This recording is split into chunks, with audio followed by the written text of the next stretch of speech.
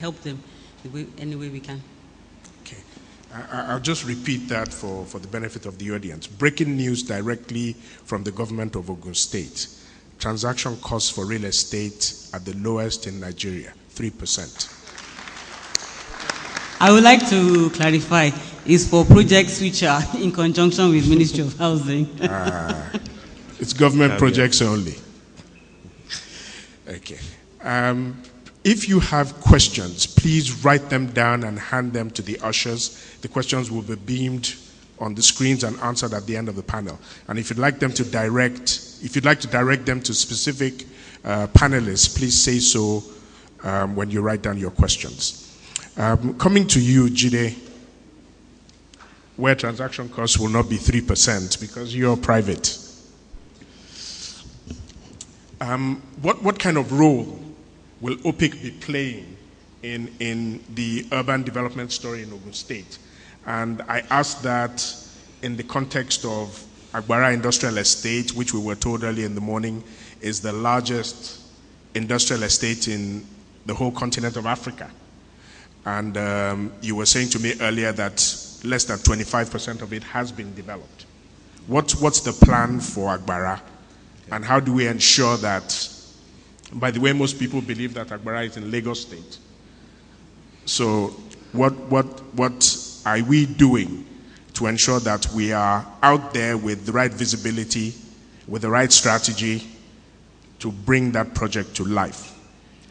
And final thing, it's an omnibus question. Bearing in mind that in urban development, transport infrastructure is really one of the most critical issues. What's your transport strategy? Thanks, Femi. The first place to start is to recognize that OPIC is a 30-year-old corporation. It was created by the founding fathers of Ogun State because they recognize the unique advantage Ogun has, both by virtue of being the gateway state and the resources that we control. Now, what previous administration tried to do was use OPIC as a vehicle to open up new, what you could call border cities. And typically what was done was just to basically put in the roads and then attract investors to come in there and put in their resources. But this administration recognized that is a limited view and it doesn't give you the maximum traction you need. So what we do now is to actually put critical resources to play in all these areas. Take, for example, Agbara. What we now do in Agbara is we don't just open up the areas, we're actually investing in the infrastructure.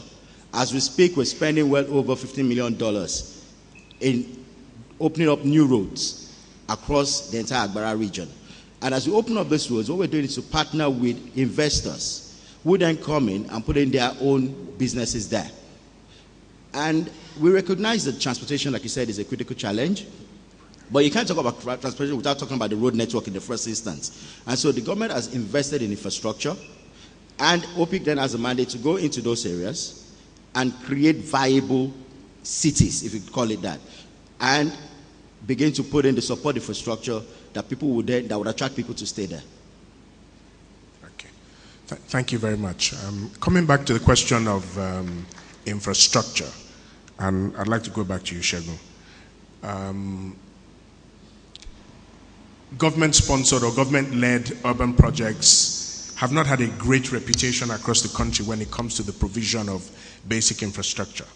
But now we're not even talking housing estates or industrial estates. We're talking about new cities. What are we going to do about water, about power, about rail, about the road networks, about bringing private partners, private resources, private capital, private talent to partner with government to make sure that the infrastructure and the vision that attracts long-term partners is there early and is there in a way that, as somebody said on the last panel, is truly world-class, which is only one standard, truly world-class? Okay, well, there are three things. Number one is planning. Number two is planning. Number three is planning. Okay.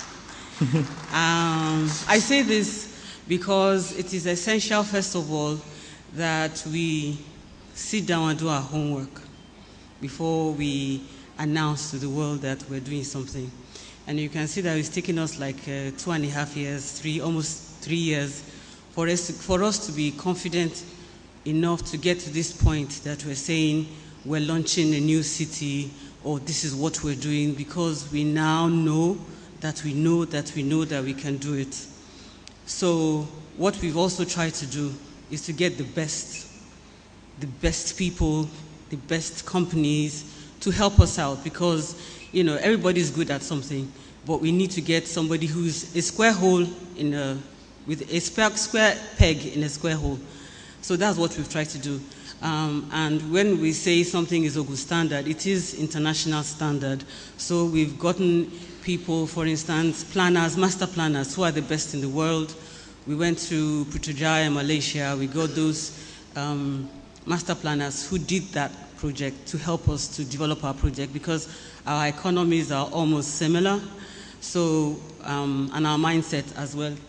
So we were able to get them to develop two of our major projects, which is the government city, which is on 6,000 hectares of land along the Shagamu-Abeokuta Expressway, and to do a major project in Abeokuta City, which is a urban renewal project, which is on 60 hectares of land.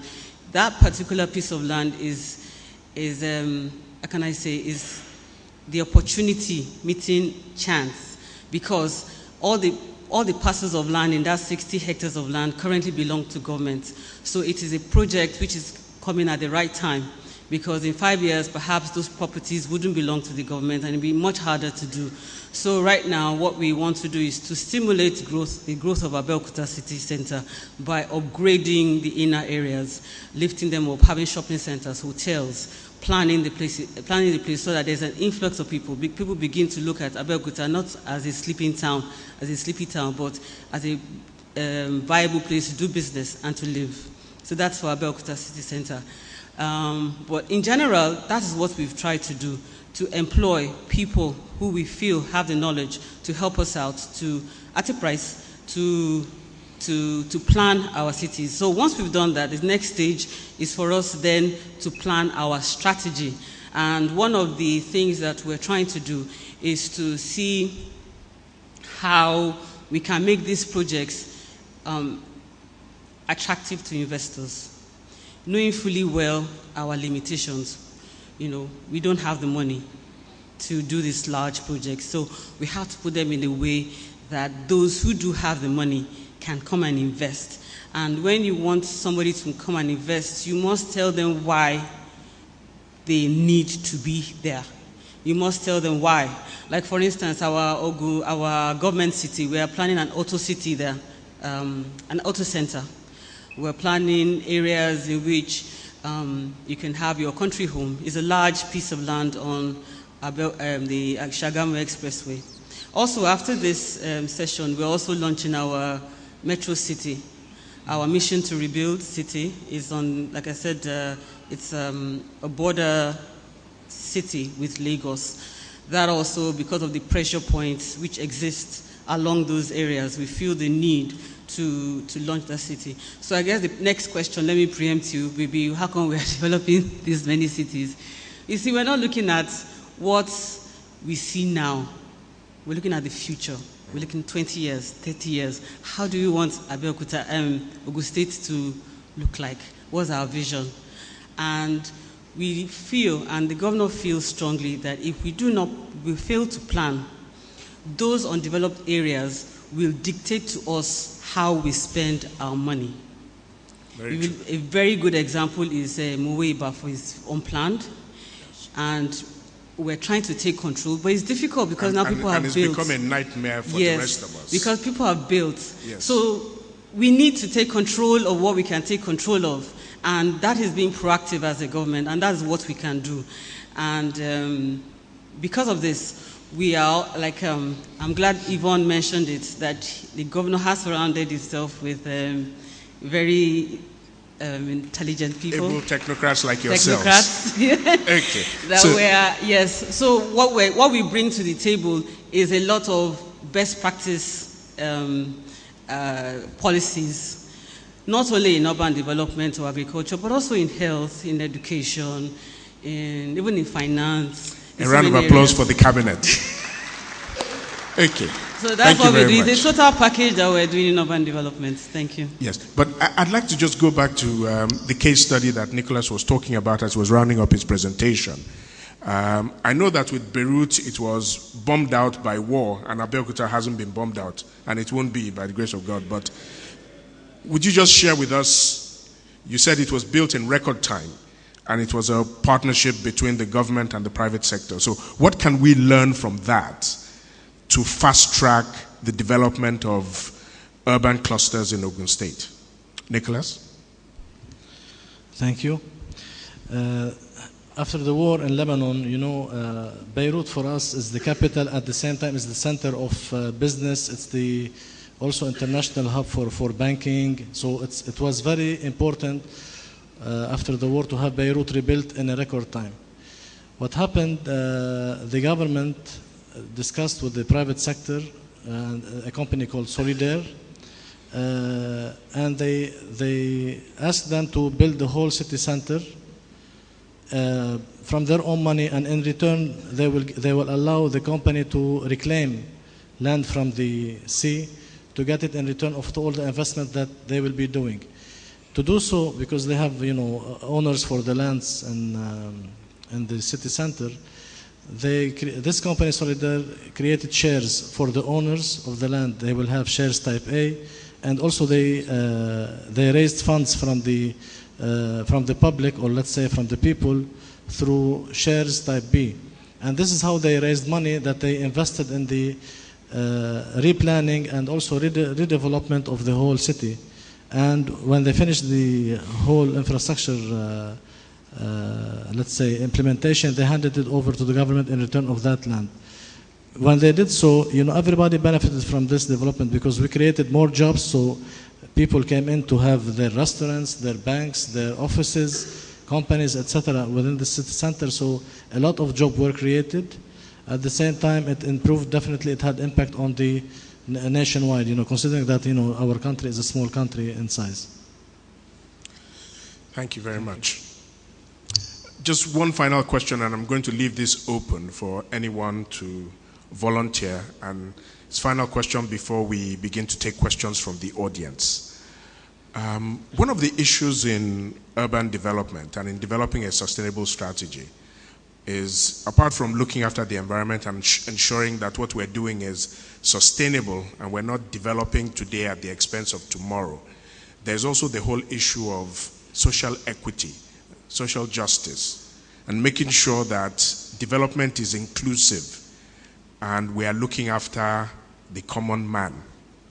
How do we ensure that we don't end up building cities that are only for the middle class or the rich? Well, one of the good things... You're a private developer making money. Well, I'm also part of government. Okay. Well, one of the good things that we've done in Ogun State is we have an inclusive team, like Shegun said, and there are actually 4 major players in the urban sector in Ogun State. You've got the Ministry of Housing, you've got the Housing Corporation, you've got OPIC, you've got the Bureau of Lands. Actually, there are 5. Then you've got the Ministry of Fiscal Planning itself. And one of the mandates that the Excellency the Governor gave to us is that we must cater for everybody. So every development we have are designed to be inclusive. Now, in order for those developments to be viable, you've got to be able to make money from them. That's where, like you said, an OPIC comes in. We've got to create projects that we can sell. However, you also have the Housing Corporation coming into that same area. You've got the Ministry of Housing in that same area, creating social housing, creating subsidized housing. For instance, the government is currently working on a workers' estate at Ladere, where we're building over 1,000 houses for the public.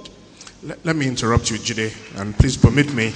That's fantastic, 1,000 houses in social housing, but how do we ensure that some of the lessons from history are not lost? There are some excellent examples that we have, especially in Western Nigeria. There's Bodija Estate that was developed by the Western region in the 50s and 60s, and it's a mixed income neighborhood. So you have palatial homes for the practically royalty, as well as 1 bed, 1.5 bed, 2 bed homes, all in a mixed income neighborhood, which ensures that there's a bit of social harmony. I researched this a bit and understand that this is something that we've learned from the British. The British do this brilliantly, and internationally they're some of the best at ensuring that they develop neighborhoods in a way that they develop mixed income neighborhoods. Yes. So there's social housing along with luxury housing. And, all of your nice, there's fancy... There's going to be a tour at the end of this program. Yes. All of your one of the places you're going to tour yes. is actually a location where OPIC is building what we call the Orange Valley Estate, yes. which for the middle income earner. And right across from us is Plainfields, which is for the lower to middle income earning stream. Okay. So just tell us how Ogun State is doing it and how Ogun State has integrated this thinking into the development strategy. Well, that's what I'm trying to explain to you, because for every development, we've already planned, like Shegun said, and we've understood what our market is, what the people can afford, and what we need to create to make that environment sustainable. So when we start any development, we actually have allocations in that location for the lower to middle income earning stream, the middle income earning stream, and then for the high end. So like she's explaining about Metro City. Metro City is not for what you could call the haves alone. We're going to have social housing there. We're going to have middle income housing there. We're going to have retail outlets for people like Judy to come and invest in there. And we're going to also have other opportunities for Renaissance to bring in the big players she spoke about into that same sector. But see, one thing that is very important is that, like someone said earlier on, money is not sentimental. Capital will chase where there is opportunity and where it can get returns. We recognize that government is not meant to be a business. But government cannot leave business to business alone if we want to take care of our people. So we look at every single opportunity and we ask ourselves, how do we cater for our people, cater for business, and make that place sustainable? Because, as she said, we're not planning for today, we're not planning for 8 years, we're planning for the next 25, 30 years. And that's the model we're applying in Metro City, that's the model we're applying in Abeokuta, that's what we're doing in Agbara today. I think, okay, that's great. But we're talking about a few thousand homes. I thought what we were here to talk about was accelerated industrial and economic development. And that really means talking about, if we think about the global housing or the Nigerian housing deficit, 17 million homes. Ogun State has probably at least 5 million homes. So we're still a long way from there. Ogun State needs to proactively engage with its partners, long-term partners. From a finance perspective, these are the development agencies and some of the national pension funds. I mentioned a couple. I'm happy to sit down with people and go through them. When they do this, then there's some bankable projects around housing, for example, that can be done, where people will bring in funds. These kind of investors have